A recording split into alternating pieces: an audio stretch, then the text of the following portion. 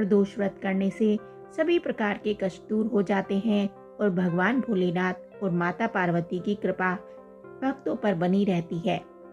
साथ ही जो व्रत शुक्रवार के दिन पड़ता है उसे शुक्र प्रदोष व्रत कहते हैं और इसके करने से लक्ष्मी माता की कृपा भी भक्तों पर बनी रहती है। इस व्रत को करने से जीवन से नकारात्मकता समाप्त होती है और सफलता मिलती है। प्राचीन काल की बात है। एक नगर में 3 मित्र रहते थे। एक राजकुमार, दूसरा ब्राह्मण कुमार और तीसरा धनिक पुत्र। राजकुमार व ब्राह्मण कुमार का विवाह हो चुका था, लेकिन धनिक पुत्र का विवाह हो गया था, परंतु गोना शेष था। एक दिन तीनों मित्र अपनी स्त्रियों की चर्चा कर रहे थे।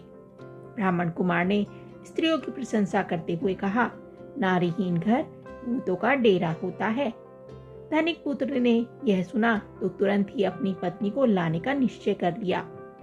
माता पिता ने उसे समझाया कि अभी शुक्र देवता डूबे हुए हैं, ऐसे में बहू बेटियों को उनके घर से विदा करवा लाना शुभ नहीं होता।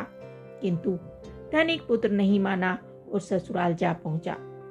ससुराल में भी उसे रोकने की बहुत कोशिश की गई, मगर उसने जिद नहीं छोड़ी। माता पिता को विवश होकर अपनी कन्या की विदाई करनी पड़ी। ससुराल से विदा होकर पति पत्नी नगर से बाहर निकले ही थे कि उनकी बैलगाड़ी का पहिया अलग हो गया और एक बैल की टांग टूट गई। दोनों को काफी चोटें आई, फिर भी वे आगे बढ़ते रहे। कुछ दूर जाने पर उनकी भेंट डाकुओं से हो गई। डाकू धन धान्य लूट कर ले गए। दोनों रोते पीटते हुए घर पहुंचे। वहां धनिक पुत्र को सांप ने डस लिया। उसके पिता ने वैद्य को दिखाया। वैद्य ने निरीक्षण करके बताया कि धनिक पुत्र 3 दिन में मर जाएगा। जब ब्राह्मण कुमार को यह समाचार मिला तो वह तुरंत आया।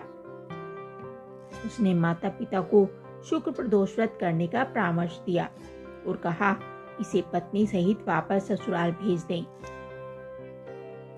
यह सारी बाधाएं इसलिए आई हैं क्योंकि आपका पुत्र शुक्रास्त में पत्नी को विदा करा लाया है।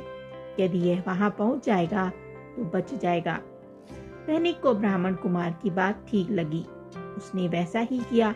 ससुराल पहुंचते ही धनिक कुमार की हालत ठीक होती चली गई। शुक्र प्रदोष व्रत के करने से उनके सभी कष्ट दूर हो गए। बोलो शंकर भगवान की जय।